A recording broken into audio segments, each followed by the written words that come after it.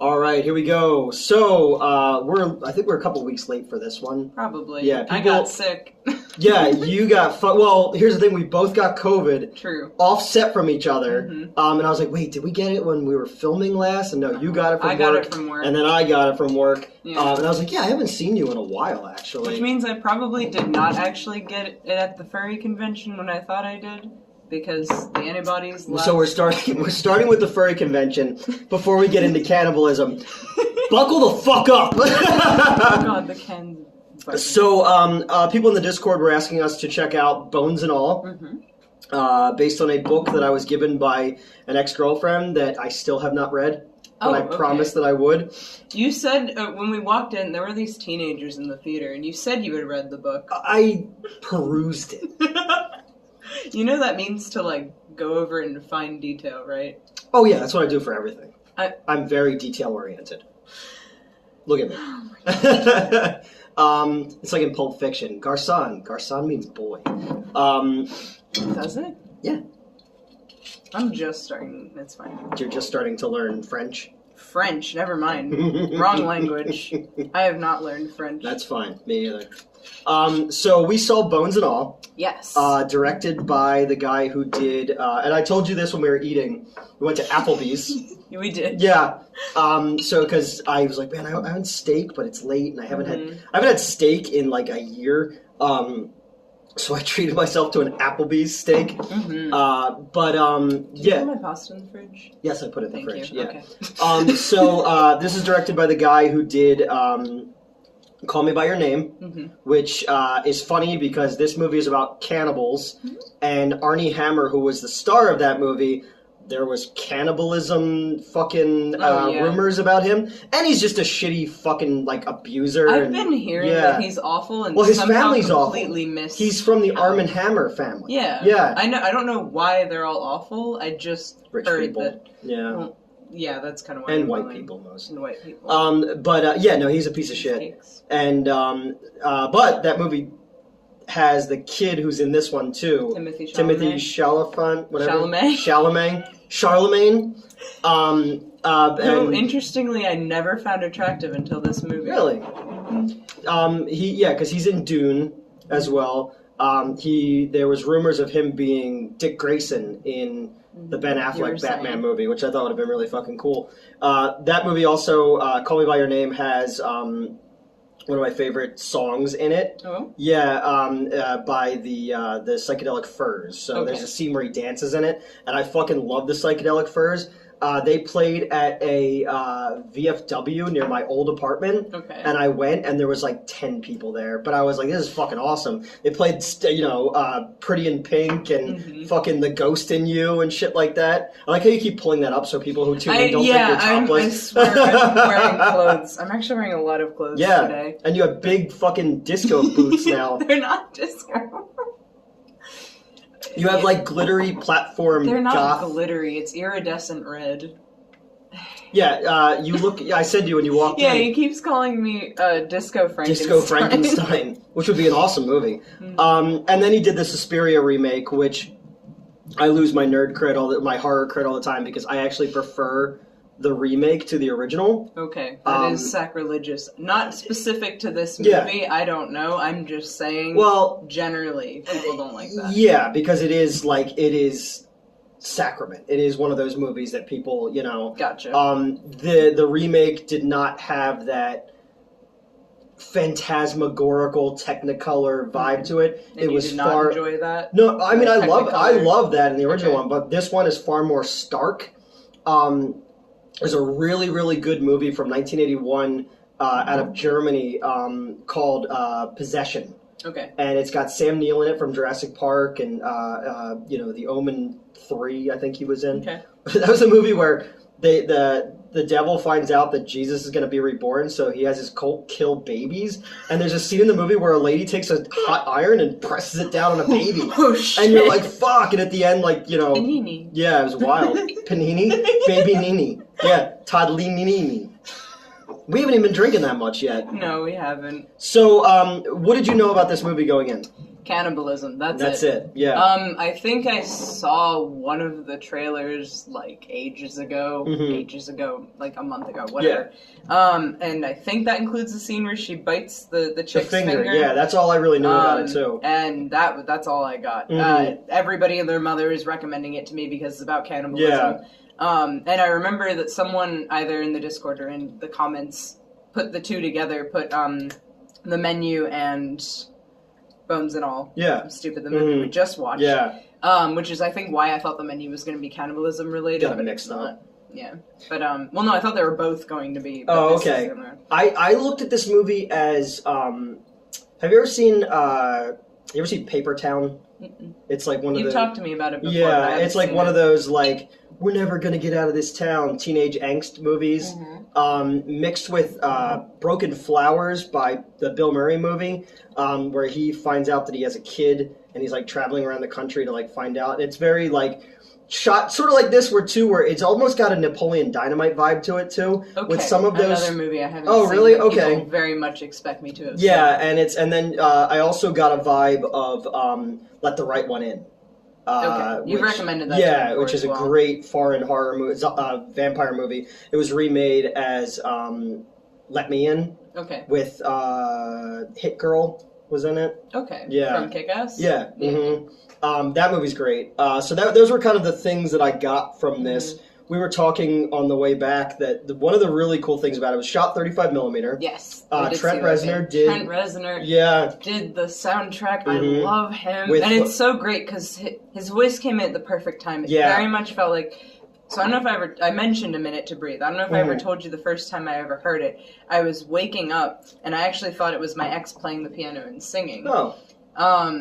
So that song has always kind of captured a certain feeling for me. And the song is not in the movie, but there is a piano piece with Trent singing, and it's a very similar energy.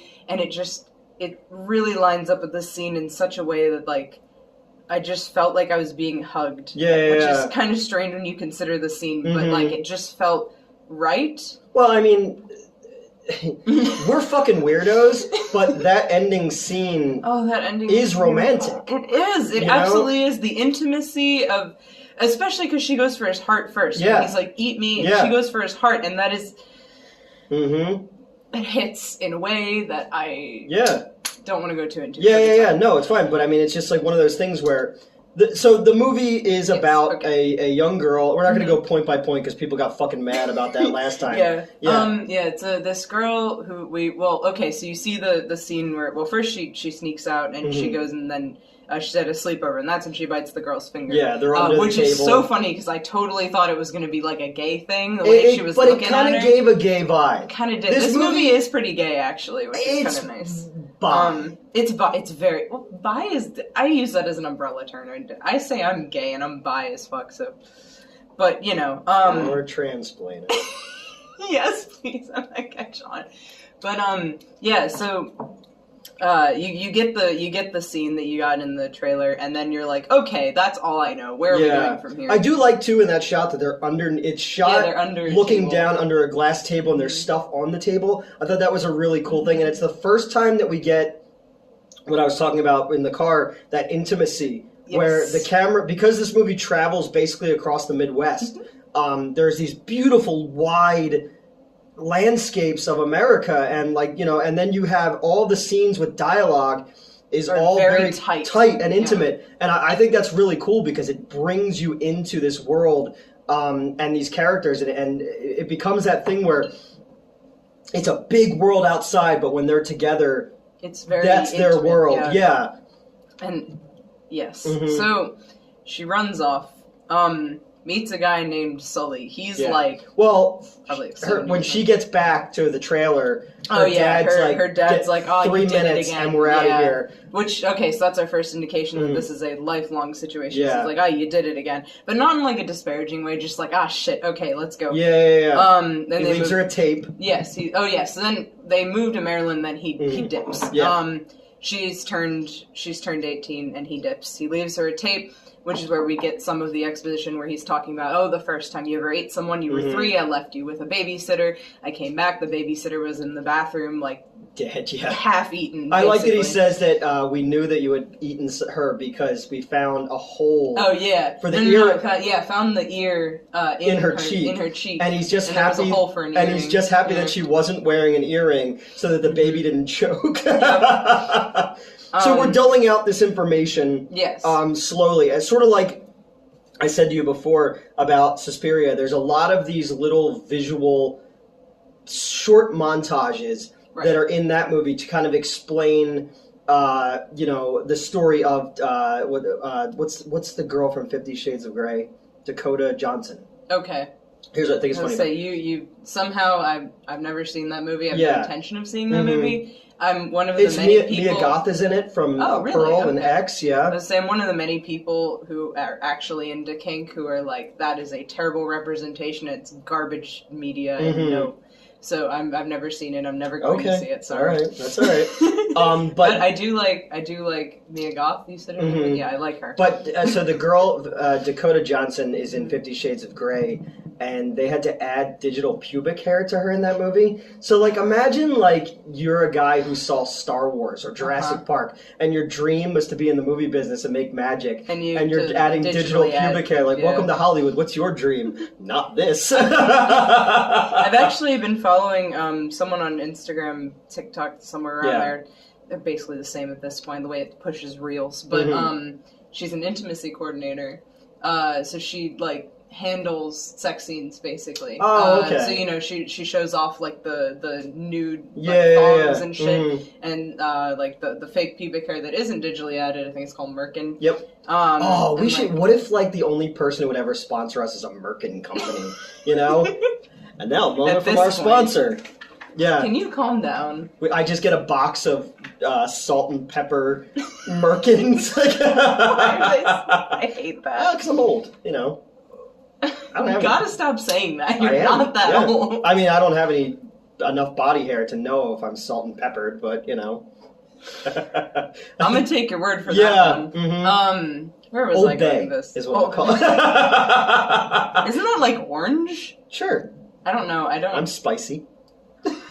I can't take you anywhere. No. Oh yeah. Oh my god, that was fucking great. We were at as we were leaving Applebee's, this lady stops to compliment my outfit, and he just starts going off about movies. Well, because she brought up Rocky Horror Picture Show. Yes, because he was like, "Oh yeah, Disco Frankenstein." She's like, "I was thinking Rocky Horror actually," and I was incredibly flattered. So I brought up that I prefer Shock Treatment, which is the unofficial sequel. And then I brought up Phantom of the Paradise, which is funny because Jessica Harper is from in this Phantom movie. of the Paradise, and she's in his Suspiria as well. And she was unrecognizable. It wasn't until she took her glasses off I was like, oh, that's Jessica Harper. Because you also have Chloe Sevigny in this movie. Did you ever hear of the movie Brown Bunny? No. All right, so she's in an art film that her ex-boyfriend directed, and she performs fellatio on camera at the end of the movie. Oh, okay. Yeah. And I was just like, I remember seeing it in the theater, and people were like, yeah, the end scene, it's eye-opening. And I was like, eye-opening? I was like, oh. Because she's like a well-known actress. She's in like, Seven and shit like that. Yeah. But, okay, but anyway. I'm sorry, after that detour. No, that's a fine detour. I'm trying to like not point by point it because I'm not a perfectionist or anything towards myself. But yeah, so she ends up running into this guy named Sully, and he smells her. So he tells her / the audience, of course, that eaters can smell each other. And we don't know what they are. They're not vampires. They're not zombies. That's the only explanation we get of what they are as eaters. We see both her and someone different eater later just consuming regular ass food. And she also talks about, and her father in the tape talks about how she didn't do it for many years. The first instance was when she was 3, and the second was when she was 8, I believe. And when she's at the bus station, she's eating candy, too. Right. So, like, that's what I'm saying. Like, she's seen eating regular food, and she can go for a long time without eating it. Sully, who's much, much older, like 70-ish, I don't know. He's gross, he's unnerving. Skeevy. He talks about how as you get older you can't last as long. So like it's definitely a need, but it can be held off, but also it can be like she can eat other things. It's not like the concept, like the vampire concept where it's like, oh, anything else that you eat is like gross or whatever. So because I got like I said to you in the theater when those people left, so we didn't have to. They there were some like teenagers 15 minutes in. when we came in, and they were like, "Sorry in advance if we scream a lot, because we heard it's a horror movie or whatever," and we're like, "All right, oh god." And then you were like, "It's not that scary. Yeah, it's just gory. Yeah, which it wasn't. It wasn't. I mean, it was, but it wasn't. Yeah. Honestly, they could have done more with it. Yeah, they could have, especially for a cannibalism movie. It is very light on the gore. Yeah, but it's impactful when it needs to be. Yes. Because even when they go, Sully takes her to a house, and he says, there's Cornish game hens in here. In the freezer. Which, okay, the fact that he said, I found these Cornish hens, and she didn't immediately pick up that wasn't his house is, like, obscene to me. And then he's having her tell him what she smells. Yeah, and she smells something metallic. She smells something metallic, but it's not blood. Actually, they had it rhyme where he's like, blood? And she's like, no, mud. And I'm like, I am uncomfortable with this rhyming. And then she also smells something... vinegary, sour, but not like rot like vinegar. Yeah. So yeah, and like it's vinegar in soup, which I thought was a really I didn't know. There's a lot of you could tell this is based on a novel because there's a lot of very specific, like the hair. The hair thing that's something that you would only get in the novel. Okay. You know what I mean? Like if you were reading a novel, there has to be a lot of extra things. I just wish he kept the hair a little bit better. It looked really gross and like kind of. Well, he was also in his tighty whities covered in blood. He's a 7-year-old man. God. So there's an old woman who's dying on the second floor. We're jumping. That scene also kind of reminded me of Night of the Living Dead when Barbara goes up the stairs for the first time and there's the half-eaten corpse up there. Yeah. It was framed very much like Romero. Yeah, you're expecting her to be dead, but also she's not because the conversation where she's like, oh, it just doesn't smell like rot. Yeah. So he's like, she'll die soon. So then and this is how he does it. He doesn't kill anybody. He just smells like he can smell when people are going to die. So he breaks in their house, waits for them to die, and then eats them. Yeah. Which he also says you'll smell the moment they die, basically. And that's what wakes her up. Yeah, so she wakes up, and he can also smell that she hasn't eaten in a long time. Yeah. It seems like that's not a very common thing that, like, eaters can smell in each other. They can just smell each other in general, and he's been using this forever. Which later he mentions that didn't he run away from home, like, real fucking young? I want to say 17, but that was Timothée Chalamet's character. Yeah. But either way, he had run away from home probably like 60 fucking years ago at this point. Had been alone. Yeah. So I get why he's like that, but also, oh god, And I told you this movie had a weird kind of like two different ways I could view it. One being addiction, and the other one being a metaphor for the LGBTQ community. And I could see that. Of people kind of out of their surroundings for the first time, finding others like them. Especially because every single time that they find someone, they're like, holy shit, like, until I found all these people, like, I did not think, like, I thought it was just me. So I can see where you got that. And, plus, especially I'm like, super fucking woke. Oh my god. I was gonna say, especially because there's the joke that, like, queer people find each other. If anybody watches JoJo, the stand users find each other. That's also, like, a thing with queer people. I don't know why. Is there, like, a special handshake? No, I wish. No. We're gonna give away their secrets. I was gonna say. Do you remember when there used to be like secrets of the magicians exposed on Fox? Yeah. And that dude wore that like Rorschach mask. Like you show me like the secret gay handshake. Oh my god! But where was I going with that? But yeah, so I did get that vibe. I was taking it at face value, and then you brought that up. I was like, oh yeah, I see that, and then I immediately forgot about it. Because I'm so detail oriented. Of course. You perused them. I perused them. So then they eat this old lady. Yes, they eat the old lady, which was the weirdest juxtaposition for me, because he did not put on any fucking pants. He's wearing... bent over on all fours, like, eating her, and I'm like, nice, but he's just wearing his tighty whities. Yeah. And I was like, I kind of get it, because, again, he's been away from other people for so long. Like, when is the last time he shared a meal, if he did? Ever. And, like, of course he's not going to think to put on pants, but also, oh god, I don't want to see your fucking old ass. But he just keeps them off, old man balls the entire time. It was uncomfortable. I just had to keep focusing on the blood. I was like, this is better to look at, thank you. And he kind of tells her a little bit more about them, basically. Yeah, exactly. What he knows, which is not much, but... And then she just pieces out on him. Which is fair. He's giving off some really uncomfortable vibes. Yep. And it only gets worse. Yeah. Oh yeah. So he shows her the hair that he referenced earlier. Every time that he did this guy, not Newt. Every time this guy did this, where he waited for someone to die and then ate them, he, I guess, kept their hair and added it to this really long ponytail rope. What if I just started collecting merkins for my victims? The Merkin Murderer. Can you imagine that on Netflix, like a 12-part series?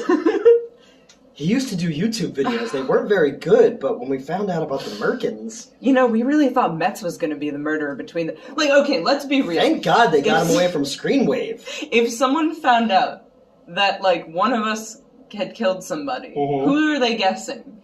They're not guessing you. They're not. Fucking right, that's why. It's like if I was Tom Hanks, I'd start murdering people, because everybody thinks he's super nice. Yeah, exactly. No fucking cops are going to check his trunk, you know? Oh, it's Woody. Yeah, right. Like, why do you... At this point, like, I can't kill anybody. Yeah. Like, they just walk up to my door and be like, you. Well, if this channel stops posting videos... You know that I wouldn't kill you. I know. Or you just start wearing my face. Like, hey, I'm here to talk about movies. I definitely have seen all of them. Yeah. You're like, wow, Newt got way taller. Oh my god, especially with my platforms. And boobs. Newt's taller and has boobs now, that's true. You know? I do have those, don't I? Sometimes I forget they're there. It's fine. Whatever. I'm in a weird mood. I'm so sorry. So she travels to the next town. Dips. Okay. She the night before had purchased. Oh, also, I don't know if this was intentional or if I'm just like face blind as fuck, but pretty sure the old lady that they ate was the same one who sold her the ticket. No. Okay. She's much older. What I did like about that scene, just filmmaking-wise, I like that they didn't focus on the gore. I like that they focused on the pictures of her that are in her bedroom. Yes, as you're hearing these eating noises. Because it's like, this is a person. Yeah, like her wedding photos and like her standing with a bunch of women approximately her age. I don't know, some club or something. Yeah. But, you see her life. Did I ever tell you about the Red Hat ladies? Yes, you did. I told you that story. Did I tell it on this channel? You did. Actually, I don't think you... Did you tell me specifically, or did I watch something? It was when we were talking about fisting. Yes, you told that to me on this channel. Okay, alright, never mind then. Red Hat Ladies. Yeah, Red Hat That Ladies. was... What movie was that? It was something at the theater, I think, that we shot. No, we shot it here. I just don't remember what movie it was. Alright, we'll go back and watch every single video that Yeah, like several times. I'm kidding. Open a bunch of tabs, just let them play. Oh, that's gonna bother me. Alright, I don't remember. But, because we were talking about fisting, and I brought up pegging. And you were like, I'll tell you my fisting story. It was! Okay. That does track. Yes, I'm not entirely sure now, actually. So... She goes to our main character, who sort of looks like a young Rosario Dawson. Yes, you were saying. Goes to, and bangs. You don't see a lot of bangs anymore. Yeah, she has, like, like, tall, or the short... Sort of Betty Page-ish, you know? So I think they're now called micro bangs. Oh, we have to use the proper pronouns. What? Yeah. I'm gonna post this on... I've just been watching a lot of, this one hairdresser on YouTube. I'm sorry, that's all. That's why I even know that term. Guess you're not woke enough. Obviously. So she goes to the next town. Yeah. She goes to like a little general store. And she's trying to steal. Oh yeah, and there's this dude staring at her who, that's Timothy Chalamet. Yeah. And then at just a handsome little twink. He looks like he's one stiff breeze away from being knocked over, and I'm an enjoyer of that aesthetic. I got just the stiff breeze. And he's also got like this longish hair. I don't know if he normally does or not. I don't know. It's not a man that I think think very often. No, he had like kind of like a Jufro in Call Me By Your Name. Okay. And I'm trying to remember what he looked like in Dune, because I saw that once. I liked it. He had, but this is cool because he had some of his hair like dyed red. Yeah. It was very cool. But and it was like kind of shaved on the side. He almost had like Egon from the Ghostbusters cartoon hair. Yeah. But anyway, so he's watching her steal, but not saying anything. Yeah. So like especially because she's fresh off of interacting with Sully, she's like, can he smell me? Yeah. And I guess she can smell him. This is not established until later, but... And then some dingus starts... Some asshole starts harassing this mom, I guess. She called her a mom, I don't know. There were no children, to my knowledge. No, she had a kid in the front of the basket. She did? Yeah, like pushing the cart. Yeah. I don't know. I think I'm looking at the children. No, I'm just... but, so, yeah, this guy starts harassing her, and, you know, our protagonist, who is very good at speaking up, and I fucking love it. Yeah. Is like, hey, fuck off, basically. And then Timothée Chalamet's character, Lee, that's his name. Lee, yes. Lee is like, hey, you want to fuck off? And he's like, what, are you with the store or something? He's like, nah, but I'll escort you out all the same. So they end up going outside and, you know, like, standard, like, oh yeah, let's take this outside, fight. And then she walks out later and sees him emerging, and he's covered in blood and wearing like a hat, like he's in the Buena Vista Social Club. His hat. I like his hat. Where was she in the time between leaving the store and coming out, like being in the store to then, because it got dark. It did get dark. And there was a weird time passage. I think she stayed in the store for a bit. Okay. But she also hung around because she could smell him at this point. She knew what was going to happen. And he offered I guess maybe she could have body. gone looking for him, too. That would have answered that true. question.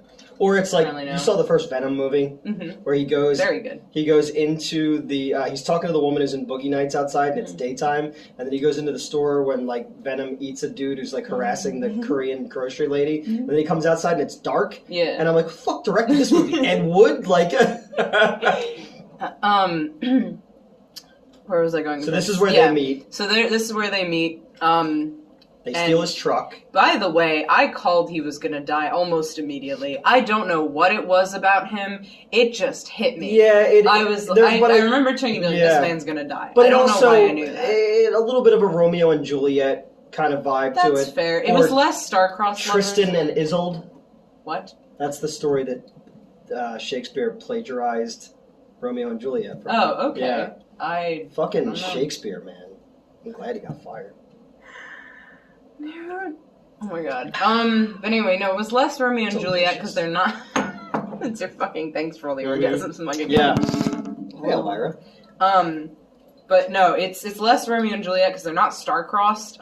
In fact, they are, like, because they're both eaters, they connect more than they could with regular people. In my opinion, and it's not that people would be trying to keep them apart, it's just like, although I said very firmly, no children, absolutely and not. Then I showed this shit's clearly genetic. Later in the movie, there's a condom on condom wrapper, and I was like, well, they ain't fucking. But what did I say to you in the thing? Just because they're both eaters, dwarves can have normal-sized children. You did say that. But because you remember, like, when, like, the Discovery Channel used to have, like, shows that were clearly exploiting people when they're like, no, we're helping. It's like, you're not really. Like Honey Boo Boo. Remember Honey Boo Boo? Unfortunately. You know? And then there was like shows about dwarves. I'm like, it's awesome, these people, but then you're treating them like they're fucking sideshow acts, you know? I mean, that's what freak shows were. They're sideshow acts. But... Freak show is offensive. Is it? I'm going to cancel you. Okay. If that's what you cancel me for, then that's fine. And not the rest of this video. No. Where I'm visibly way too What excited if that's the only thing people get upset about? Like, you say some shit in this video. Like, fucked up shit that even I'm like, I'm nervous right now. I better laugh. Pay attention to me! I'm the host! Oh my god. I sit in the host seat. Actually, I'm like half off camera. You are half off camera. Right. Well, that's because it draws the eye. It's an artistic. It's true. I'm a curator of film. Sorry, my brain sparked something. So no, it'd be funny though if people watch it and that's the only thing they get upset about is you said. I said freak show. Yeah. I was going off of that show. American Horror Story? No, I never actually saw American Horror Story. Except for that one episode. You know the one. Oh yeah. But I actually don't. Yeah, so you don't know what I'm talking about. I know, it's got warm. They fixed your heat, and now it's like warm. So, like, last February, they came and they did work on the closet outside that has, like, the water heater in it, and they fucking broke my heating line, and then they were like, well, it'll be warm soon. So I had a bunch of fucking space heaters that I bought, and then they finally came to fix it while I had COVID, and now it's like 250 really fucking degrees. I'm gonna turn it off. You keep talking. Sounds good. Okay. I don't even remember where we left. Oh yeah. So she meets up with Lee, And at first, he seems a bit standoffish, which is fair. I mean, she is not having that at all. Whatever. I don't need her attention. I just heard, distressed cat noises, and I was That was me. Sorry, brain went off in another direction again. Go ahead, keep it going. Related to cat noises. Mm-hmm. Bring it back. Okay. They steal the truck. Yes. Oh, yeah. Well... Wait. They steal the dude. You're not talking about the blue truck, are you? Yeah. Oh, because then they go to the dude's house. Yeah, they end up... Oh, hold on. Yeah. Okay. Oh my god, where... God damn it. Mm-hmm. Because he says, do you want to get in the truck for a while? Yes. So then, she ends up sticking with him. Mm-hmm. And he didn't steal his wallet. He just stole his ID and the money. Right. It was $8. But he saw that there were no, family pictures in the wallet, so he was like, okay, we're good. We didn't, kill anybody with a family, basically. Yeah, so they go to his house. And that's when it's funny, because as we were pulling out of my neighborhood, we were talking about Kiss. Yes. The band Kiss. That came on MMR. Mm-hmm. And he plays Lick It Up, which is the album they did where they took the makeup off, and they all look very Jewish. Okay. Without the makeup. That's not that's not how I expected the sentence to end. But they do. They look very... Okay. Very. I mean, I trust you. Yeah. Tell me if I'm wrong. Everyone thinks that I listen to Kiss, I guess, because of the makeup, and my tongue, everyone compares me to Gene Simmons. The real-life Krusty the Clown. Yeah, everyone's like, oh, did you cut your tongue like he did? And I'm like, what the fuck are you talking about? But we were talking about... Oh, because when we got in the car, you didn't know what the song was. Yes. And I said, this is Motley Crue. Yeah. And I was like, Motley Crue and Kiss are two bands that if it's not a song that you don't hear on the radio, you don't need to hear it. And they're also bands that I expected to like a lot more than I actually do. I don't dislike them, but when I was very first getting into heavy music, when I was little, I was like, oh, fuck yeah, this is going to be... Oh, because I'd already found Cannibal Corpse at that point, so, it's a little disappointing after that. I really like Destroyer. I really like Lick It Up, actually. It's got some good songs on it. That song slapped. I mean... Yeah, and I like him dancing to it, too. That was amazing. He stole my heart right there, not the actor. Very good soundtrack outside of just, outside of the Trent Reznor stuff. Of course. You got you got the Smiths, you've got... Joy Division. Joy Division was on there and stuff. Yeah, so there's a lot of synthy 80s music, which is great. Which I'm a fan of. Which I'm an unexpected fan of, apparently. Oh, I fucking love that shit. Because that's the stuff I grew up on. Right. So there, and I got into a conversation with somebody recently about, we take for granted, and this isn't going to be another rant. I'm not going to yell this time. It's okay if you do. You're allowed to yell. We take for granted pop culture. Okay. Some things are so ingrained in us. I've only seen most of Titanic. I've never seen all of Titanic. Okay. But because it was such a huge part of our culture, through culture osmosis, I know it. I mean, you correctly identified She's Beauty and She's Grace from it when I didn't know what the fuck that was from, even though I've seen Titanic. Yeah. The whole thing. Mm-hmm. But, there's so many things that we just take, a new Avatar's coming out. I pushed the review for that yet or not. But it's people know it. Mm-hmm. The Shining, The Exorcist, whatever. People know I See Dead People. People know that shit. Yeah, I was going to say, I never saw Sixth Sense. I know all the, important beats of it, So we take for granted these pieces of art, and we don't... we just take them for granted. Yeah. And then there'd be times where, when you actually sit back and think about a piece of music or a film, and you go, wow, Jesus Christ, this is fucking beautiful. Yeah. Have you ever heard the song Maggot Brain? Maybe. By Parliament Funkadelic? No. P-Funk All-Stars? All right, so it's this song where it's the greatest guitar solo ever. Okay? Parliament, George Clinton said to the guy, they called him Maggot Brain, he goes, I want you to play this song like your mother just died. And then in the middle of it, he goes, I want you to play the rest of this song like you just found out she's not dead. Oh, shit. Okay. Yeah. And it is just again, you hear a song on the radio and you go, oh, I take it for granted. Chrissy McVie just died from fucking Fleetwood Mac.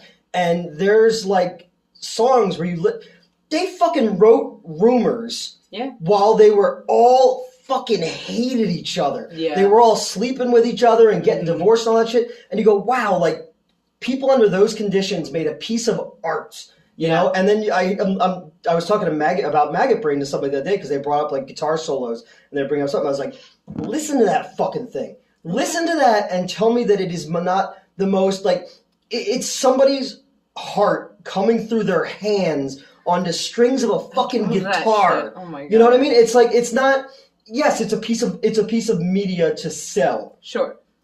But there's something there beyond that, you know? And I'm just, you know, even like movies. I was watching something the other night. Oh, I was watching the Blues Brothers the other night, and I was like, yeah, I mean, you know, the director killed some people, but that fucking movie is brilliant. Like, it's just, and it's a comedy. I think I saw it ages ago. But I mean, just even like the blues music in it, you just go, Jesus Christ, like, these people who wrote these things walked amongst us. Right. And I go, like, I don't have any discernible talent whatsoever, but when I think about things sometimes, like, I get, like, emotional thinking about it because I'm like, there was a time, Stevie Wonder. Yeah.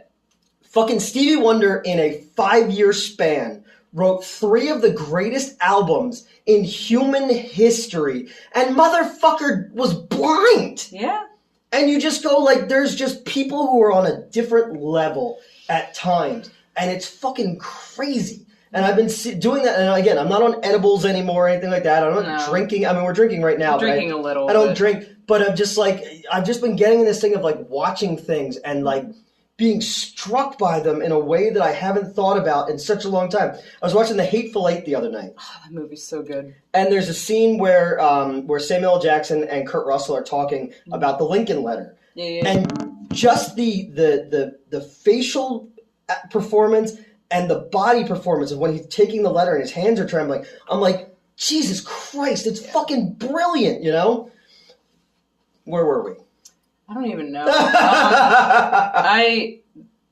It's interesting because I feel similar about this movie, even though I don't know if everybody would. I told you this hit me in a very specific spot at the right time. But and I know I can see how somebody would watch this and go like, it fades to black. It's not really a cohesive 3-act structure, you know. I don't think it needs to, because that's part of. So like, you know, you're all right. So once she meets up with Lee and whatnot, they travel, you know, across the. First they go. Well, so she starts in Maryland, and I think she meets him in Indiana or Ohio, Indiana. Yep. And they go to Kentucky, run into his sister briefly. They go That's to when Minnesota. I was outside because my mom called. Yeah. I missed a big chunk of it because my mom called. You missed some plot, but like I explained it. Yeah. I like to think well. When you got back, which because when I got back, teenagers left, so we were and then I'm out in the park. I'm out in the hall of the theater talking to my mom. I'm doing this so you know I was on a phone, or it's tubular. And they were like running from theater to theater.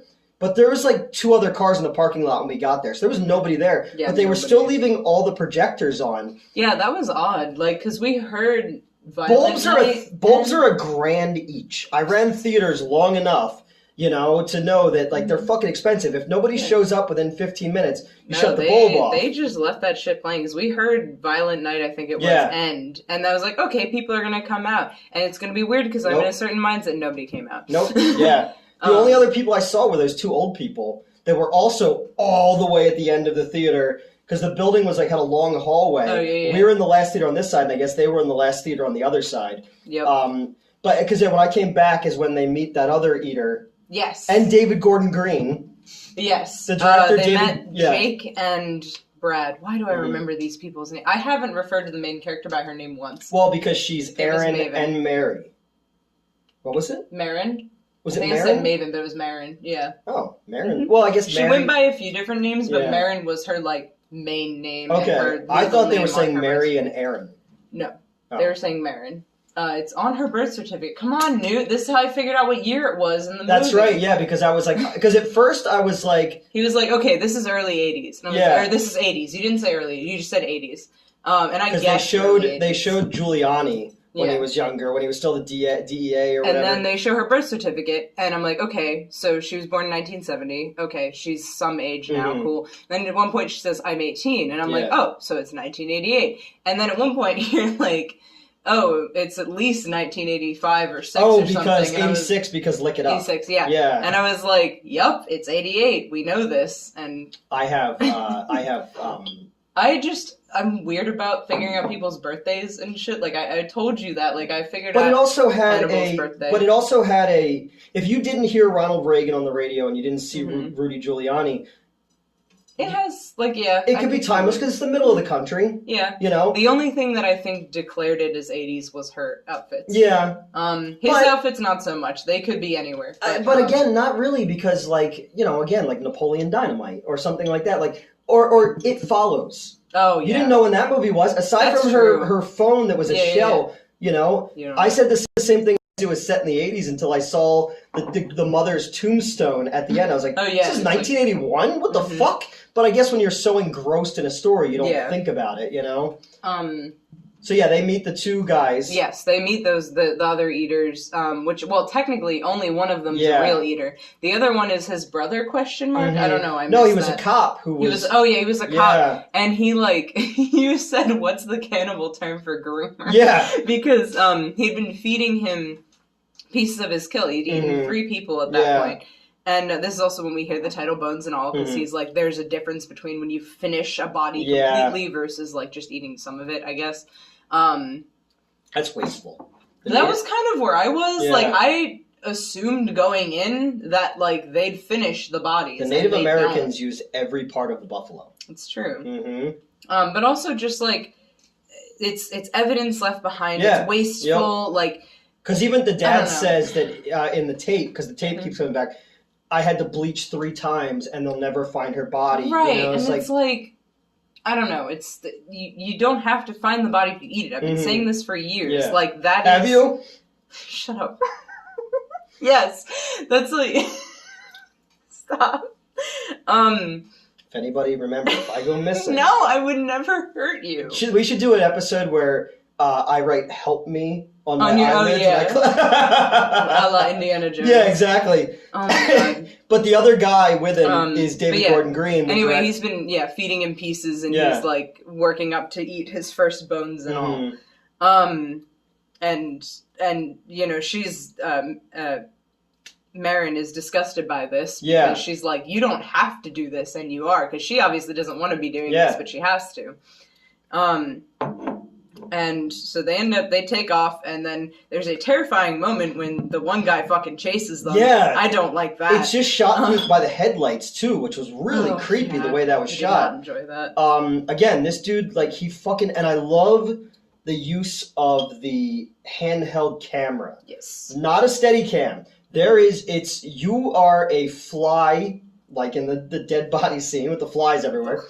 You're dropped into this world, and you are either going to be compelled or repulsed by it. Had the kids left at that point? The teenagers? During the flies? Oh, they were gone way before that. Yeah, I was going to say, because I remember saying, don't ruin this for me, and I don't remember feeling any sense of, like, concern they were going to hear me. But yeah, so, like, the camera will be, like, there's the car going down the dirt road, and the camera's fucking bouncing all over the place. Which was... I did not enjoy as someone who gets easily motion sick, but it did not make me motion sick. Yeah, or when they're chasing after her, and it is literally just someone chasing her. I love that there was no smoothness to it. I loved how bones and all it was. Yeah, I was going to say, you said on the way back, you were talking about how, like, a lot of the shots are just to keep you off kilter. Which, interesting. I did not feel off kilter during this movie. Did you watched both seasons of... not True Detective. What the fuck was that? Mindhunter. Oh, yes, I did. Season 1 of Mindhunter. Remember when they get in the car accident? So there's so many times before that Fincher uses the camera in a way that makes you think that's going to happen. Yeah. And then it finally does. And then it does. Yeah. And it's one of those types of things where you're brain is prepared for something and then it doesn't come. And then when it does come, it's off, you don't expect it. I like the jump scare in this movie that I fucking jumped. It was so fucking funny because I jumped from you jumping. I did not jump from the jump scare, I jumped from you jumping. Mm-hmm. I didn't expect that at all. Because when they go back up to Minnesota, they do that because her mother's there, or at least that's where she was born. She doesn't actually know where her mom is. That's when she runs into Jessica Harper. Thank you. Yep. And she knows that is her grandmother. Yeah. So she knows where her, but not by blood. Yes, not by blood. Yeah. Her mother, Maven's mother, was found behind the fire station. Yeah. And they took her in because which is how I found Elvira. I remember you finding her. I don't know if you heard this story before. Somebody threw Elvira and her brother in a dumpster behind the movie theater during a snowstorm, and they were babies. So I heard squeaking when I was taking out the trash, and I thought it was mice because there was mice from the restaurant. So many fucking mice. Yeah, and so I shined my phone into the thing, and I saw fucking kittens. Two kittens, like baby kittens. Mm-hmm. So I jumped into the dumpster. I took my work shirt off. I wrapped them in it, and I took them to the ER. And the lady at the ER was like, "Dude, they're fucking cats." And I was like, "I know, but..." Wait, you took them to the human ER? Yeah, the one you had to pick me up from when I stapled my hand. Why didn't you take them to my dad's Because hospital? I wasn't thinking, because I didn't know, because they could be frozen, Bro, why didn't I like animals way more than people. Why didn't you take them to the vet hospital closer? I know, I did not even think about it. I wrapped them in the thing and I drove them to the ER. Because I didn't know, I've only ever had a cat once. And it was when Amber's cat, Tora, when my ex lived with me, and that was her cat. And we fucking hung out and, we were cool. Played dominoes outside. My dad's practice is closer. I know, it's and right I could have called you for it, but I didn't even think about it. So I took them both home. She's obviously fine now. Yeah, she's fine. She hates me. She does hate hates when I come over. It's so funny because we got back from the movie and you can see that she was waiting for him, and then she saw me. Like I walked up to and she fucking dipped. Whatever, fuck her. She lives here rent free. Like I live in your people's heads. Right. So they go to Minnesota to try to find her mom. It turns out she's checked herself into a mental facility.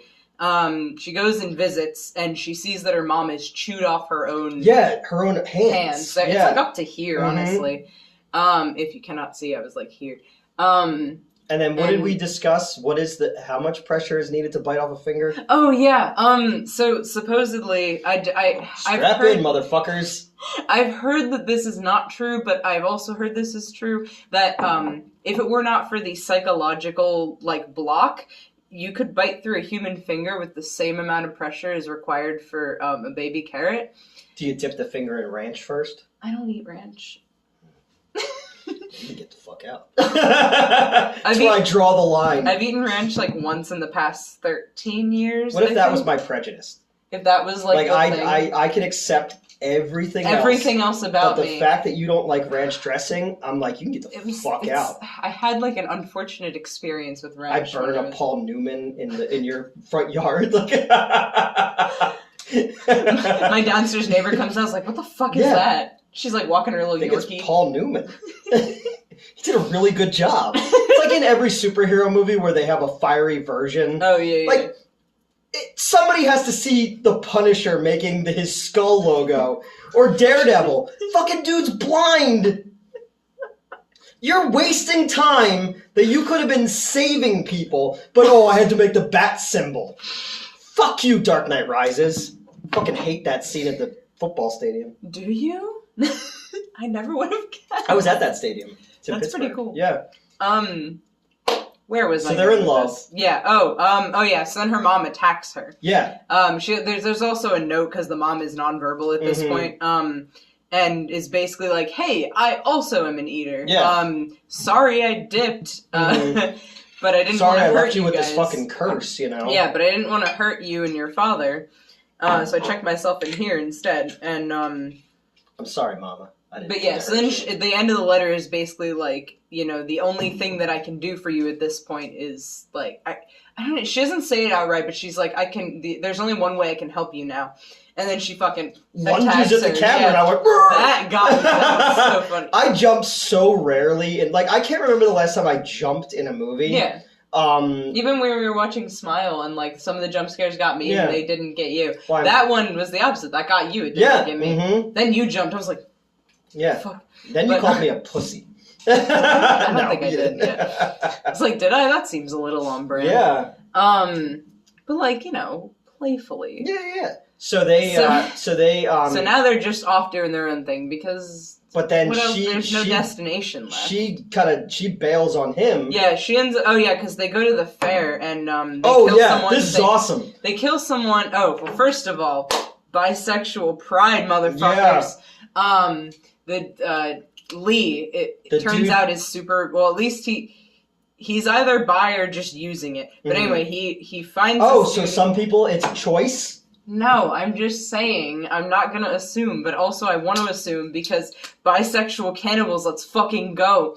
So I need to stop talking. No, it's fine. So, they're at this fair and he's hitting on this dude and like at the ball toss. So who fucks with a little kid? He's like, oh yeah, he's an asshole. So that's the thing is Lee only kills people that we've seen being assholes. Like Hannibal Lecter. Exactly. Mm-hmm. Only eat the rude. The free-range rude. So he sees this carny being an asshole, and he saunters up and does his thing and is like, "Hey, let's meet up later."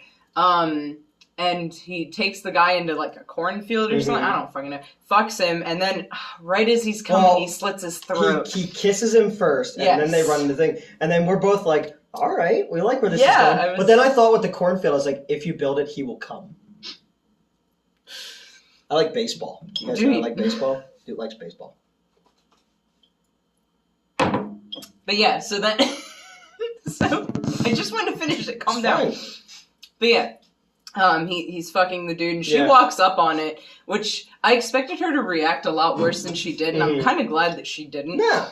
But yeah, right as he's coming, he slits the dude's throat. Yeah, and it's like and you see it from behind. Glorious. Yeah. And then they eat him, and then fucking this is the one. He goes for the nipple first, which. But then it's great because he like gestures her over. He's still got his mouth. But almost like there's something animalistic about it as well. Like the pack leader then allows the others to join in. Yeah, it kind of got that vibe. But he bites the nipple and stretches, and it reminds me of the Italian movie Burial Ground. I've told you about that one before. Yeah, you have. Where the 40-year-old dwarf plays a little boy because they couldn't have a child do those scenes and bites his mom's tit off. So they eat him, but then they find out that... Oh yeah, then they find out that he has a family. Yeah. They go to like... Well, fuck him too! Banging dudes in a corn fucking field when he's got a wife and kids. Well, yeah, because they said like, there were no pictures, like he didn't have a wedding ring on, which I went, gee, really? Hey man, sometimes you gotta get some strange after the carnival. What the fuck was I saying? Yeah, so then they find out, because they go back to his house to like steal his shit. Yeah. And presumably crash there for the night. And then there's like a lady there with some children, and they're like, "Oh fuck, we killed somebody with a family," because they obviously tried. And this is one of two times where she kind of like she has like a breakdown. Yeah. Because what did I say to you? Bitches be cray. Oh yeah, that was. Whatever. You represent. You're they. It doesn't matter.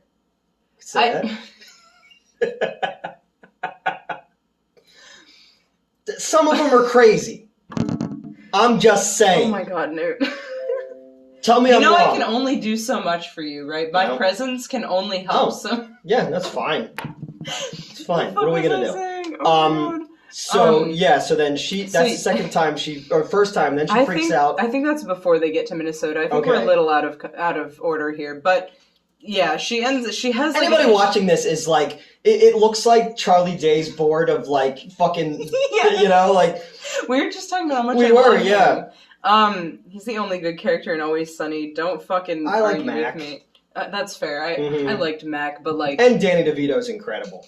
Danny DeVito married Rhea Perlman, and it's like that makes the most sense of anything because they're both like box trolls. Yeah. And there's only other people who would ever love each other, Okay. Yeah. Like look at both of them and go, they're both awesome. They're great people. Okay. But it makes sense. Like, you ever see people together and you go, that doesn't...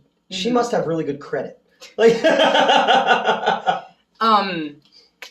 I was saying something when I say Charlie Day's the only good character, I mean, like, he's the only character I like. Okay. The rest of them, like, they're good. They're very good actors, but I hate everybody. Oh, I told you. I was like, you can't... What'd you call it? I said it's Seinfeld on meth. Seinfeld on meth. And you can't binge You can only watch so much at because once. it makes you go, like, I need to go outside. Yeah. It's like SVU. You find yourself falling... I will binge that Oh, shit. no, I will too. And then when it's over, I'm in the bathroom, like, going... Literally! Yeah. But it's also so cathartic. Exactly. We're so out of order. Yes, okay. She makes a run for it. Yes, she ends up, they end up getting into a fight about it because, you know, he's like, made peace with it the best he could, where he's like, but he's even like, what can I do right now? Right, how can I make this okay? How can I help you? How many I've been in that situation so many fucking times. Yeah.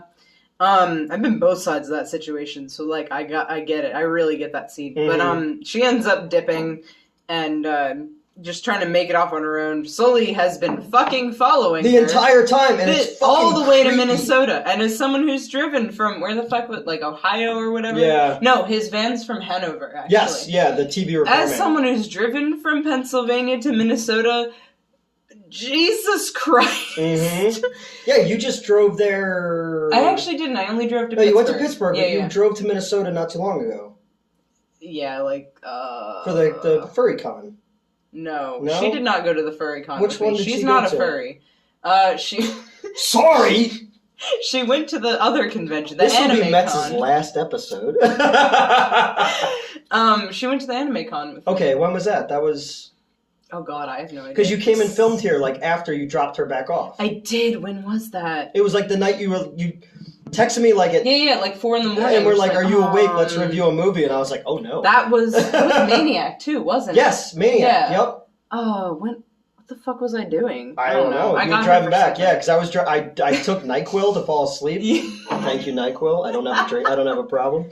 And then NyQuil's been a lifesaver. Yeah, so I like had a super cold shower before you came over. You know, so I was like, I'm awake. Do you remember how many times the alarm would go off at the theater from the old cleaners? And I took sleeping meds to sleep because I have a sleeping problem, and I would be like on drugs and not know how I got there to turn the alarm off or how I got home. And then I would just be back home and like, okay. Yeah, and then I would be like, did that really happen? And then I would check my phone. I was like, they did call. It did happen. How did I get home? That's funny. Oh god. Okay. Come on. Mother attacks her. There. Yep. We are almost there.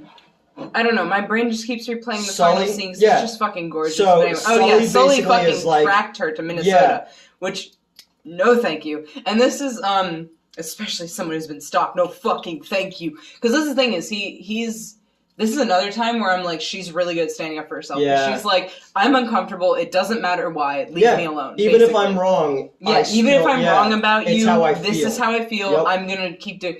And he loses it. Yeah. He doesn't attack her or anything. He just calls her a cunt. He does call her a cunt. See you next Tuesday. Yep, and like tells like fuck you and shit, and he's like, I dried off next to you, which I thought he said I drived off at first, but he said I dried off next to you. Because when they were sitting in the thing, he's like, I gotta go take a shower so we don't stick to the chairs. Yeah. So like, he was saying how symbolic that was of like how much he connected with her. And she's like, sorry, didn't feel the same. Yeah.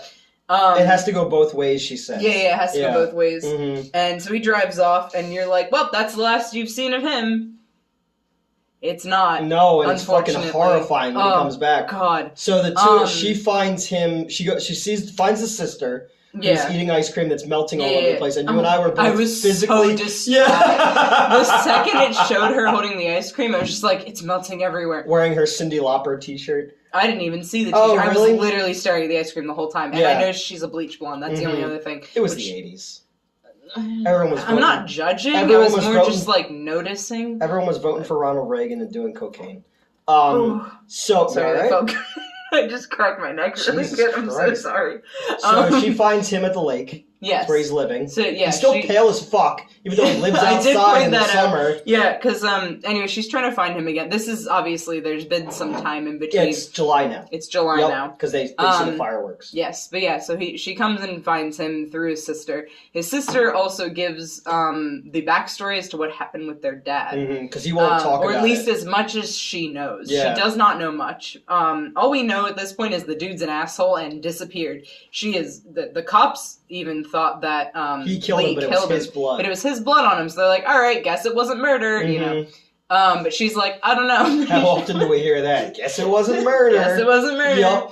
That's how the judge says it, too. But she doesn't believe that. But, like, it doesn't matter at this point, right? Legally adorable. Who? Me. Okay. Wow. That's the first time you've ever shown contempt for me. I am so easy to distract, and you know this. And that's what I'm good at. I'm fucking throwing a wrench. That's true. You like throwing wrenches at me, and I catch every single one of them. Or at least dodge a ball, you can dodge a wrench. You ever It is the opposite. If you can dodge a wrench, you can dodge a ball. Yes, I have seen dodgeball. Okay. I was thinking about this the other day. It brought up dyslexia. Do you think that people who go to casinos will What be... is up on your fucking laptop? I get an alert anytime. No, what is that? Who is that? Ben Affleck. Oh. I was watching the Justice is Gray version of Justice League. Sorry, continue. So I signed back up for HBO Max because my former co-hosts were still using my HBO Max a couple months ago and I had to cancel it. So you can just log out on all devices. I didn't. It's been a rough fucking year. I've had a rough time. So I signed back up for it. I've been watching that Lakers show. Okay. The winning time. Is that why you've been talking about the Lakers all night? Because the show is fucking great. I love it. Has anybody seen it? You didn't preface it at all. This is the first time hearing of that show. Oh, You've just been talking about the Lakers for no reason. John C. Reilly plays the owner of the Lakers. It's really good. Check it out if you haven't, if you're a basketball fan. I loved 80s and 90s basketball, then I kind of lost interest in it. The NBA's kind of become like Nintendo games. Like there's teams who are so good that they shouldn't have to play until the end of a level. You know? And then it's there's a boss Pokemon fight. Scarlet and Violet. Which you were showing me the... It's so glitchy. You were showing me the thing, and like the one is like... I was saying how I chose my... which Pokemon game I got based on the professor. Because... I know Professor Oak. I know you do. Yes, we're friends. So on one hand, alright, so Violet, everyone picked Violet, okay, because they like the Legendary better, which first of all... Is that the dude who looks like Mr. Fantastic? No, the Legendary is a Pokemon. I don't know anything about Pokemon. Okay, I keep forgetting that. Anyway... I'm a sad old man.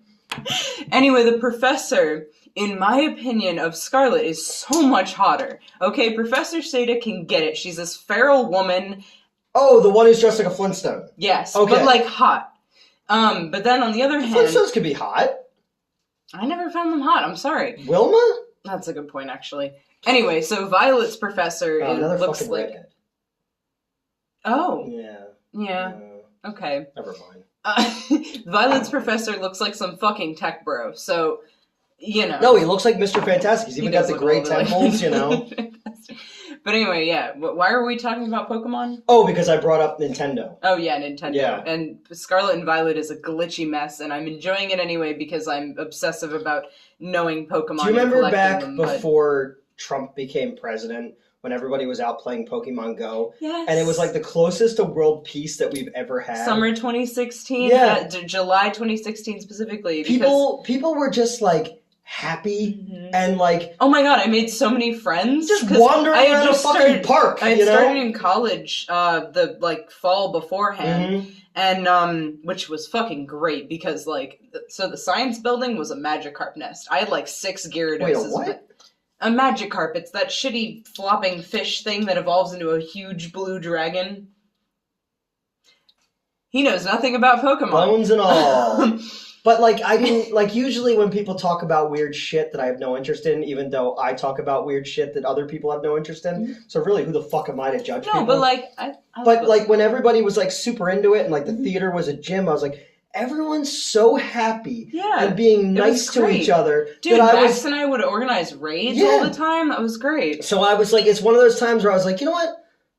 Fuck yeah, dude. Fucking Pokemon. You know?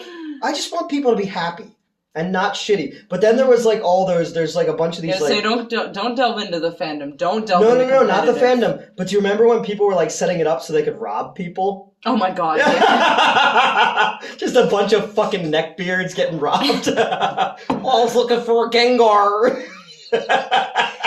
Gengar almost never spawns, so that's actually a really appropriate. All right. No, that was a good. That was a good choice, is what I'm saying. Where did I get that from? Who do I know who likes Gengar? Whatever. Moving on. So I don't remember what I'm saying. Oh yeah, they link back up and are just kind of doing their own thing now. Yeah, they get a little apartment. Yeah, they get a house and they're vibing. She works at a bookstore because she's talking about, and through the entire movie she's reading Tolkien, she's reading Stephen King. Yeah, she's reading a whole bunch of books, and they like settle down and try to have a normal life. And I'm like, oh, that's cute. And then, as you said, these people cannot have a happy ending, which that really hit me, by the way. But I mean, it's just it's again. No, but like you're right, like. You say they're not star-crossed lovers, but they kind of are, because there is a fate which certain people are committed to, no matter what. Yeah, boy. You know what I'm saying? Like, no matter what we do, we can't escape certain factors of what we are. And some people are just destined to not have a happy ending. Exactly, you know, and that's what I'm saying. That hit, like, I'm not gonna have a happy ending. That's not gonna me happen. Either. Look at me. I'm gonna die here, and my cat's gonna eat my eyeballs. She's like, "Thanks for saving me from that fucking dumpster." I don't know if she'd go for the eyeballs first, because like they're basically just saltwater balls. Like, you want to go. Oh no, for she loves saltwater balls. Okay. Yeah, it's her favorite thing. You want to go for the meat. Because I can't believe that this is the cannibalism that we were talking about on the drive home, like, what part of the body? Yes, because you brought up people, like, cooking asses, and I was saying... Because not just cooking ass, like, eat ass. No, eating asses means in something a cannibalism completely different. Context. Yes. And I was saying how you don't want to do that raw because of all the fat. You want to slow cook it. But the soccer team that crashed... But yeah, the soccer team, that's why you because those dudes were like fucking, you know... They were just muscle. Yeah, like muscle. It's like... So, like, that makes beef sense. Jerky. Yeah. I'm not an ass guy. I don't like ass. I like looking at ass. No, me too. Yeah. I enjoy pegging, as I've mentioned, but otherwise I don't like eating ass. I've never tried. So I don't know if I've told this story before. When I was 5, we had an in-ground pool in our backyard. All right, and I had a dog named Rambo, and he was a golden retriever. So my mom said, "Get out of the pool, go inside and get changed because we got to go to your grandmother's house." So I left all my toys sitting all over the ground. How is this? Okay, no. Wait, you'll see. Just keep going. So I was wrestling with my dog, and my mom goes, "Hang your bathing suit up." And I went to take my bathing suit off, and the dog jumped off my bed and tripped me, and I fell ass first on Hal Jordan, the Green Lantern, and it ripped me up. So I've never heard this story. I've never told you that story before? No. I still have the figure. What? That tracks, actually. So every year after the Ryan Reynolds Green Lantern movie came out, Justin Silverman used to send me a Valentine's card from the Green Lantern. Yep.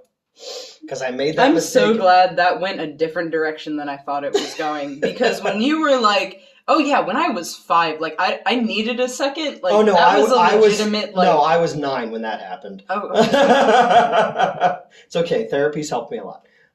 So they get this place. She comes back from the... Oh, she comes back from whatever. I don't know. And he's not there. He's not there. There's a bag sitting on the bed. And we thought that he took off. You thought he took off. Yeah. I thought he died. I'd been saying the whole movie at this point, this motherfucker's gonna die.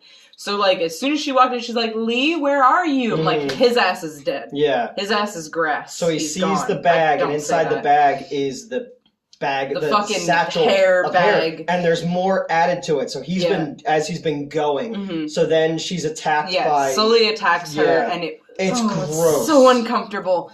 Because he's, like, on top of her on the bed. He's thrusting, too, and he keeps, like, rubbing his hand down her chest. Yeah, and, like, resting his head on her. But then there's a shot and he's got a knife, and but he's not really doing anything. He's just touching her. And he's talking about how, like, it's just not been right since she's been gone. Yeah. And stuff. And she's like, oh, what does that mean? And, but he's like, unfinished business. Did you see Don't Breathe? I did not. Oh, okay. In Don't Breathe... So I wanted to. That's why I the blind man and its daughter was killed in a car accident. Okay. And she was pregnant. So the girl who killed her in the car accident, he kidnaps, and he's going to artificially inseminate her so that he has the child that he lost. But there's a shot underneath of the turkey baster, and there's a long drip. And it reminded me. Oh yeah, because he's talking about unfinished business, and he's fucking drooling, and it just comes down at the camera, and you're like, oh. But again, the depth of field in those kind of scenes is beautiful. Yeah, especially because it's disgusting. It is the tightest scene, and it is so uncomfortable. But the textures to it, because it was shot on film, there's a different vibe to it. There's like, again, it's one of those things that like you feel that. You know? I did, and it was awful. Yep. So then Lee comes back, and because he smelled, he smelled this dude, and they make eye contact, and I'm like, all right, what are you gonna do, Lee? Come on, I got you. Like, let's go. He ends up putting a plastic bag over Sully's face. They get into a fight. Sully stabs what I thought was Lee's arm. Yeah. It turns out to be his chest. And then she gets the knife. She gets the knife and just wailing on Sully. Like, just stabbing him over and over. Maybe I shouldn't do that on camera. Stabbing him over and over again. Which, like, you know what? Mood. Like, I'm relaxed now. I was tense as fuck during the scene. But I'm chilling now. Like, this motherfucker's dead. Okay, he's got a plastic bag over his face. He's getting stabbed. Like, I'm breathing easy. Yeah. They drag him into the bathroom, like you're saying. They get him in the bathtub. And we were talking about how dark the blood was. Yeah, I thought that was weird, because it was, like, almost black. Yeah, but, like, again, really deep cuts would have that kind of look, right? Like, if the pool of blood is deep enough, it's less about the depth of the cuts and more about, like, the... I don't know how to word it. Because, like, I don't know if you've seen... Blood in the Moonlight. You don't watch... No, but, like, they say, like, Blood in the Moonlight almost looks black. You took that from Hannibal. That's right, Yes, that's different, because Moonlight has a different light to it. And it's more Hannibal. about contrast and whatnot. Also cool. I should rewatch Hannibal again. But Mason Verger is the best part of that movie. Nobody beats the Riz. I have feelings. Oh, I name all of my eel Pokemon Mason. Because in the book. Does that not happen in the show? I don't think I. I don't know the show. The movie, they just drop him into the pig thing. But in the book, she jerks him off into a condom and puts a eel kills him with the eel. I remember reading that in high school and being like, "What the fuck?" Yes, that was also my reaction reading it in high school. You were like, I'll be in the bathroom. Someone's about to flip some beans. Cat. Sorry, you brought back a strange memory. No, go ahead. We're going to keep pushing forward. Yeah, we're not, no. So... He dies. Sully dies. He manages to rip the bag at the last moment. I was like, don't you fucking dare. But it was really cool. That emerging from that was glorious. Was really cool. It kind of reminded me of the original Black Christmas. Okay. Yeah. And then, so she pulls apart his clothes, right? And she sees all the cuts, and she fucking reaches in and pulls out some of the organs. Yeah. Like, it's definitely intestine, which I think it's a little high to be intestine, but I mean, you could kind of finagle it. Because she reaches in, like, up here. Here. And, like, the intestines it's down are here. Was it? It was down here, I thought it was a little higher, because I thought it was going to be, like, his heart or his, that's what I thought, too. Or stomach. Either way, she pulls out some intestine, and this is where I think I wanted more gore, but I understand the vibe of it. Where you don't see her eat it, but, like, then we cut to her and she's got blood on her face, so clearly she ate the intestine. Which, also, why would you eat the intestine? That's full of gross shit. There are plenty of better organs that you could go for. Well, I think in the moment it was more of that feral... Yeah, it was a mixture of the feral. I think it was also like, fuck you for ruining the only good thing I've ever had. Exactly. You know? So then, they get back in and she's like, alright, shit, we gotta figure this out, whatever. Like, in problem-solving mode a little bit. Kind of panicking because she pulls out the hair tube and is like, oh my god, what the fuck? Yeah. And... Lee slumps against the wall, and I'm like, haha, that's not his blood, and then it was. Yeah. And you thought that it was like that post-kill euphoria at first. Yeah, and it wasn't. He's been stabbed, and I thought that was in his arm, but it was actually in his chest. Yeah. So then, oh my favorite thing of the whole movie. No, this was this was glorious. It's a fucking. She's like, obviously we can't call like an ambulance or the cops because there's a dead man and blood, and the camera keeps cutting to like the signs of the struggle also. And but wouldn't that be justifiable homicide? Sure, it would, but. There's a whole process with that, but again, it goes into the fact that I said this scene is romantic, and I think if I would have said that to someone else, they'd have been like, "You're a sick fucking weirdo." No, but it is. I was feeling it the whole time. Yeah.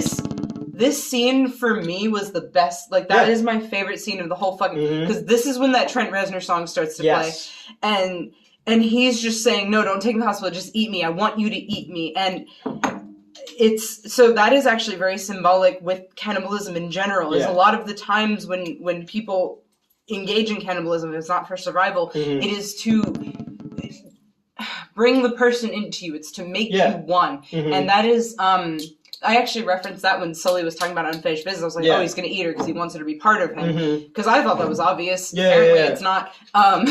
But him begging her to eat him, she's like, no, I'm going to eat the hospital, but she gives in.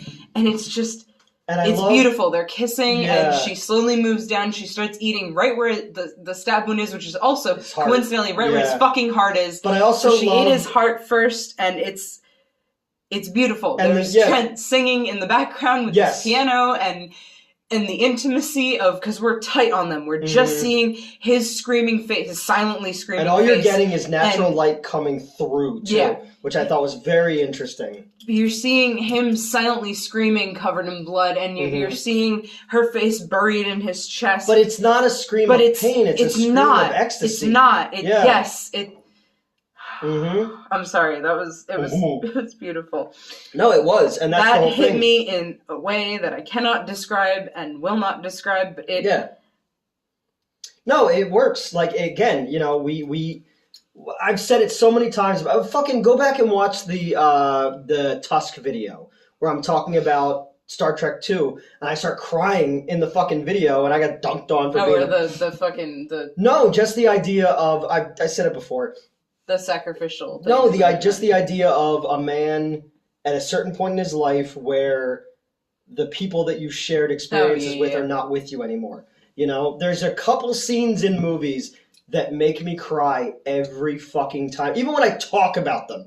The scene in Dogma where Alan Rickman tells Bethany about like Jesus as a child. I'm not a religious person. I'm an atheist. But that scene, you identify with the human frailty of this deity. Like I was just saying earlier about movies, we take this shit for granted, and then when you look at it from a different angle, you go, wow, craftsmen came together to make this. A man, if he existed or didn't exist, it's not my fucking problem whatever you believe in. I'll find out when I'm dead.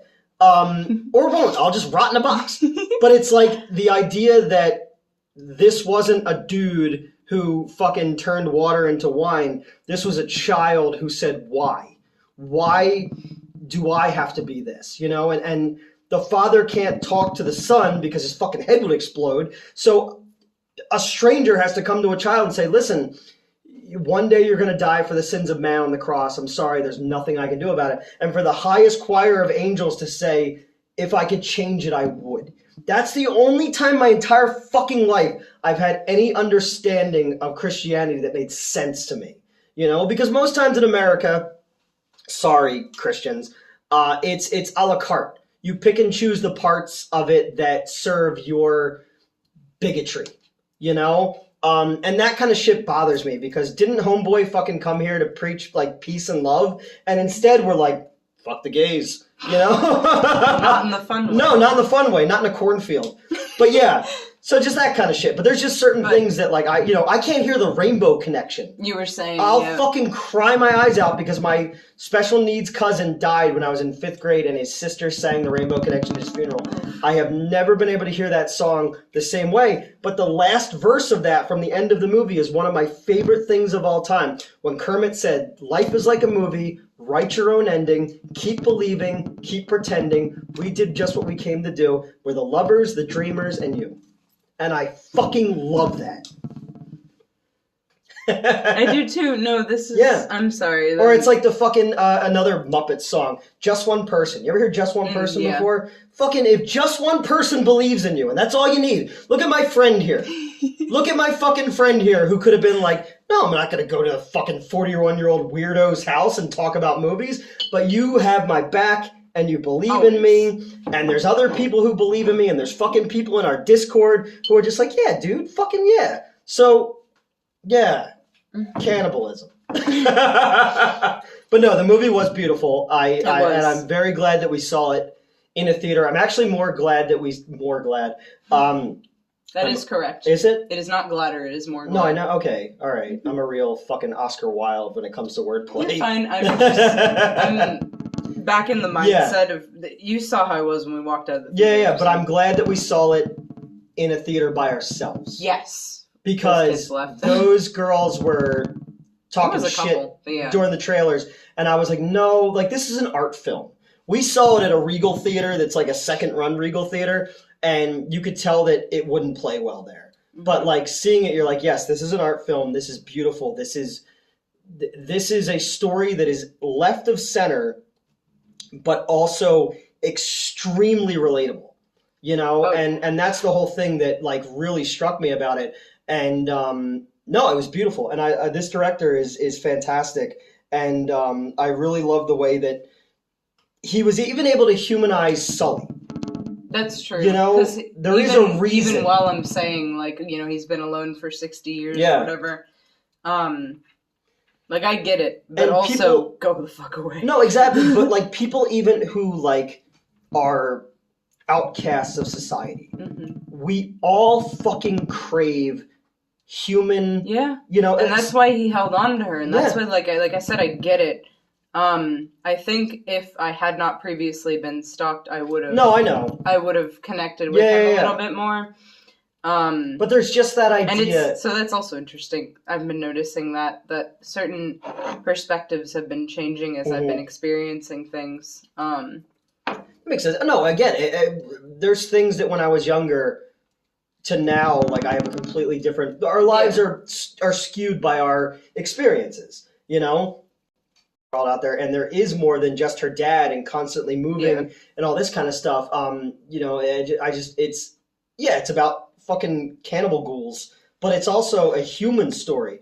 These people are looking for others like them out there. They are looking for a connection because they feel broken and lost, and that's why I said it reminded... Because that's, I think, one reason that Sully hated her and Lee together so much is because she found someone. Yeah, yep. I think he said something along those lines where he was like, you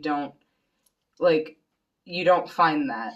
Yeah. Which was, he didn't mean that in terms of her and Lee. He meant it in terms of, like, yo, I found someone I can connect to, and now you're walking away, like, go fuck yourself. Yeah. But how many times has that happened to us in our lives where there's somebody who we share experiences with, and it's so, like, it feels deeper than deep.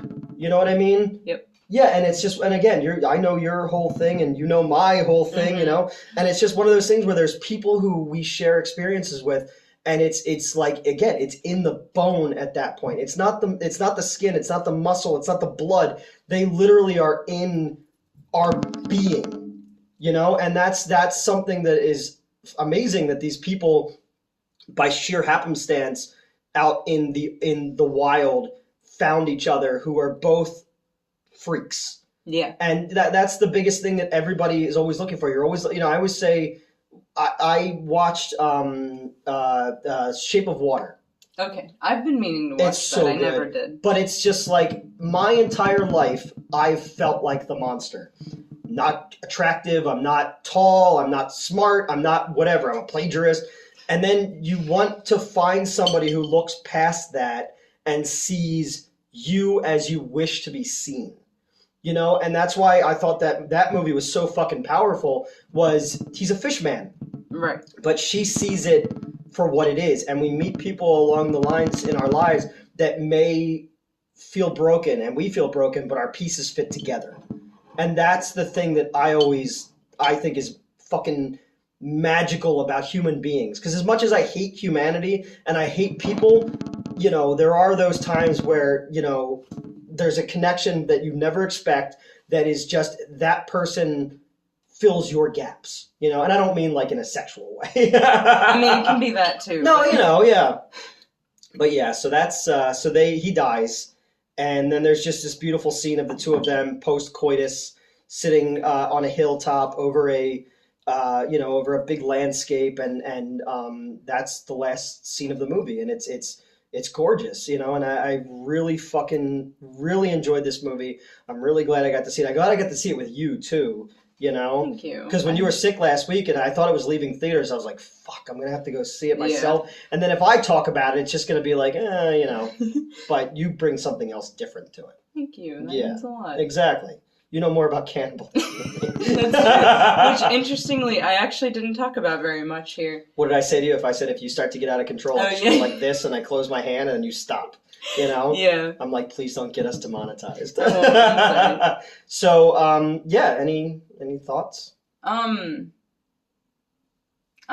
holding it together. It's cool. That's all right. No, this one cuts deep, man. Like, I get it, especially with you. I understand, you know? And I feel not the same. It's not the same, but... It's not the same, but it's similar. And again, none of our experiences are ever going to be the same, but there are That's something I've appreciated about our interactions lately is, like, I mentioned that I feel bad talking about my scenario that relates to this when you have a similar one, but I think it works out because you don't ever take it as me, like... one-upping you anything, because that's not what it's intended to be. No, because that's what friends do for each other. You find common ground for each other, and each of your experiences are valid. You know? Exactly. And I'm glad that's come across, that I'm not trying to one-up you with No, never, man. But fucking Cinemassacre Truth shared all my shit from the Discord. It's fine. That's true. You know, it's whatever. No, it's a matter of understand. Like, I don't get all the fucking gore shit you're into. You know, no, you don't. I don't. But I don't get that. Like, I could have had that moment. Yes. As well. Yes. You don't really get that, but you get it. No, because it's part of someone who cares about me and who I care about, and I want that person to, if not be happy, to at least be content in everything that has happened, you know, and that's important to me. That's important with everybody who's still my friend. I lost so many fucking friends that I try to, like, I hold on to you and other people like they're fucking eggs, you know, because like you don't want to lose more people in your life, because you have you've lost people who mean everything to you. I've lost people who mean fucking you were there that night. I got the email from Crystal, you know, so it's just one of those things where, like, communication and understanding and opening your fucking heart, you know, like, again, like, I could be the dude who's like, trans, that's fucking weird, you know, or gay, that's fucking weird. No, because I wouldn't even blame you if you reacted to, like, the cannibalism and shit and be like, that's fucking weird, because it is, I know it is. We're all into weird shit. How many fucking weird-ass movie posters do I have around here? Or books about fucking Italian cannibal movies, or comic books, and I got a fucking Creature from the Black Lagoon mask over there, That's true. You know? I encouraged you to buy that. You did, You were like, convince me not to buy this. I'm like, you're buying it. It was 50%, it was 75, no, it was 75% off. It was when we went to Spirit Halloween, okay? And, yeah, he's getting it, because he picked it up. He was like, I need this. So, like, talk me out of it. I'm like, I'm not going to talk you out of it. The Creature is my favorite monster ever. And this mask is fucking awesome. And that is actually a really cool It's like, it was super expensive, and they had it for 75% off. I was like, fuck it, I want a Creature from the Black Lagoon mask in my house. So the dude who was the underwater swimmer. Yeah, you were saying this. It's on the. So there was sparkles around the eyes for the underwater mask, and when I used to run a Blockbuster, the dude who was the actual underwater guy came in and he brought the head. Oh, that's sick. And I was like, oh my God. Because this was designed by a woman, right? Yes. Yes. There's you told an me awesome that. book about that. The woman who designed the creature design never got the full credit because she was a woman at the time. And, it's one of the greatest designs in movie history. And I love... Mm-hmm. I'm like a James Cameron obsessed with the sea shit and how it's like the last frontier. There's so much of the ocean we haven't discovered yet. We know more about the space. Space. We know more about space. More about the space than the ocean. Yeah, so I was just like, fuck it, I'm gonna have weird shit in my head. Nobody comes here. It's me and my fucking cat, and I'm working every day at court or in the theater. So who fucking cares? So, it's just like one of those things. Like, I'm gonna have weird shit, and you accept it because I'm a fucking weirdo, and you're a weirdo, and we'll be weird together and watch movies, and when you're not in Minnesota or driving to Pittsburgh or to see your girlfriend, or sick with COVID. I honestly thought that I gave you COVID from the review we did. And nah, you're good. It was totally work. Yeah, I know for a fact that shit spread. I was gonna start a rumor and be like, "Are we fucking?" Why did everybody thinks that? I know. Everybody, literally, it's like every or that video. I'm paying you. Or we've gotten that too, which is hysterical because. I mean, okay, you said when you're like if we make any fucking money, I'll give you some money. But no, I do this for free. Every acting job I've done for free for you.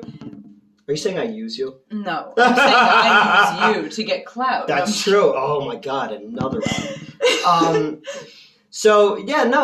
But again, it's like, why do people not think, like, people think I'm a sex pest?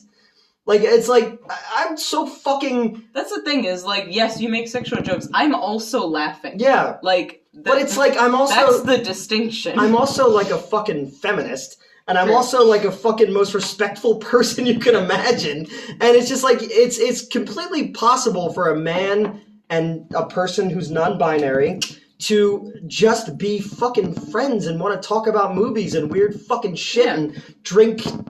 Fireball, Good shit.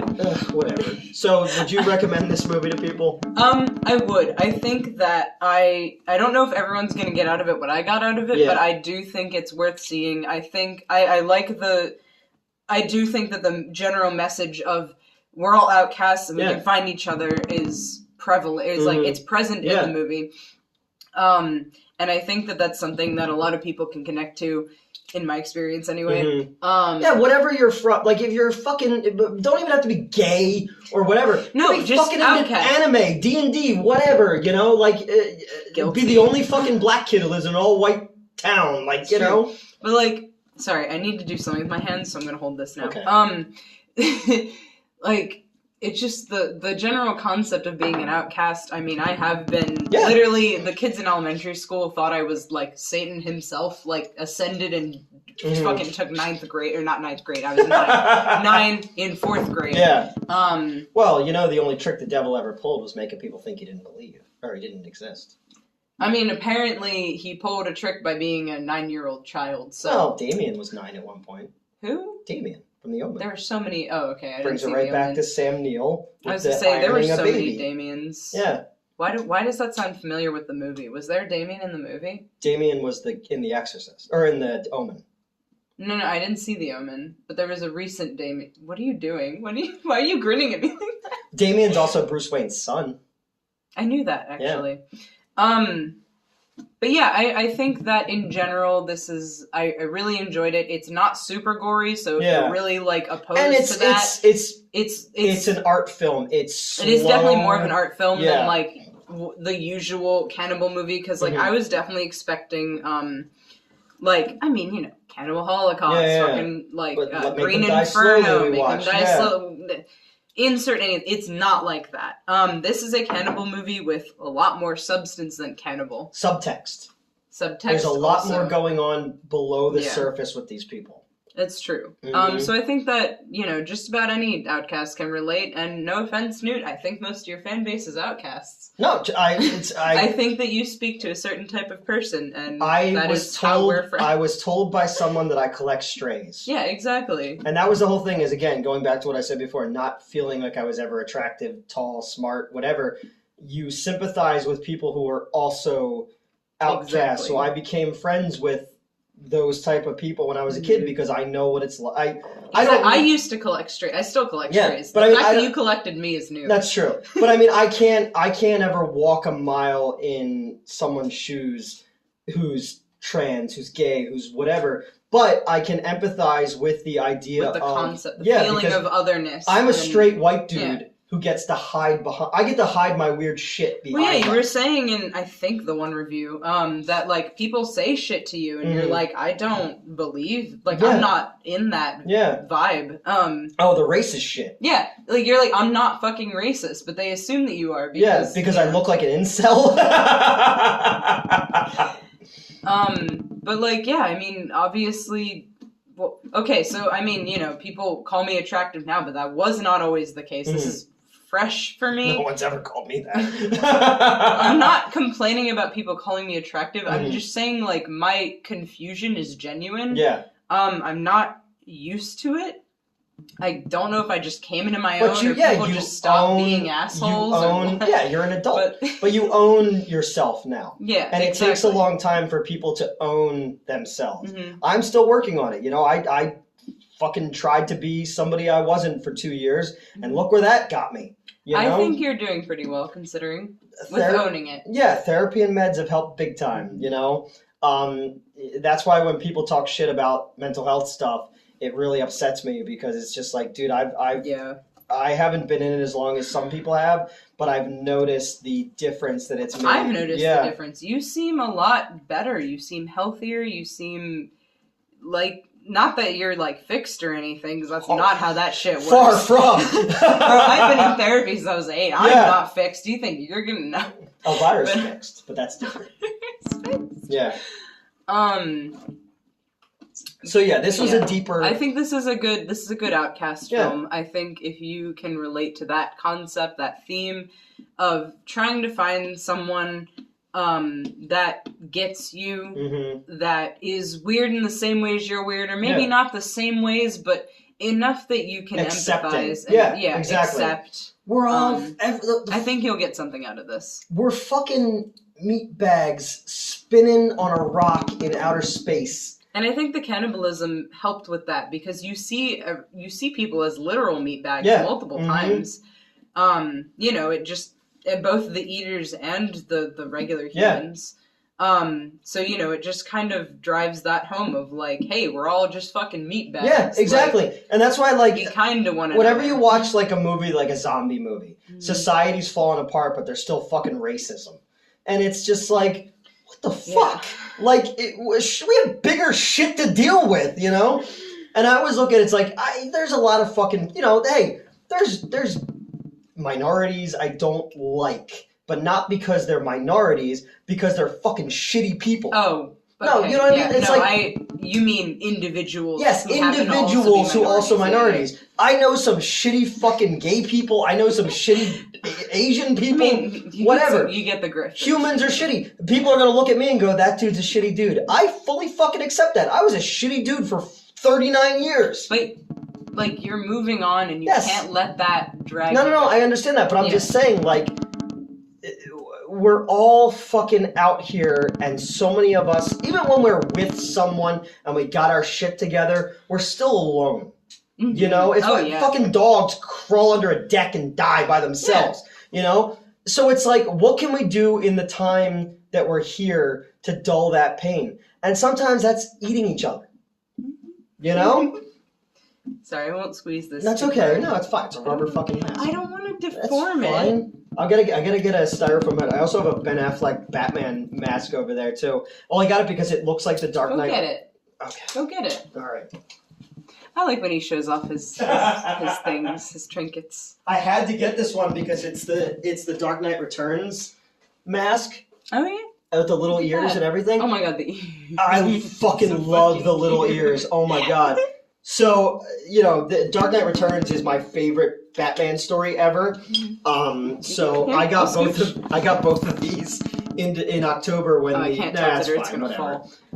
But yeah, I just love that it has the face. It is. On it too. That is realistic. I'm a fan, but I'm not a fan. So I kept wearing it when one night I had plans and they got canceled. Oh yeah, you. So I just kept going up to Elvira with the mask on and being like, I'm Ben Affleck. Wow, this review has been bizarre. Yeah, I took off my glasses so I can't see how long it is. It's probably for the better. We got masks. We got fucking. We got cannibalism. We got cannibalism. We got not me crying. Not you crying. Do you know how many times I've fucking cried on this channel? Yeah, someone's got to hold it together. I'm the Rock. Sorry, that was so mean. That was so fucking I'm the Rock. mean. The wrestler. Yeah, I was gonna say, actor, like, yeah. I'm Johnson, Dwayne Johnson. The Rock Johnson. Yep. Speaking of Johnsons. Alright, that's it. Anything else you gotta add? No, this movie was very good, yes. and it hit me in the right spot at the right time. Go watch it. Bye. Yeah, bye.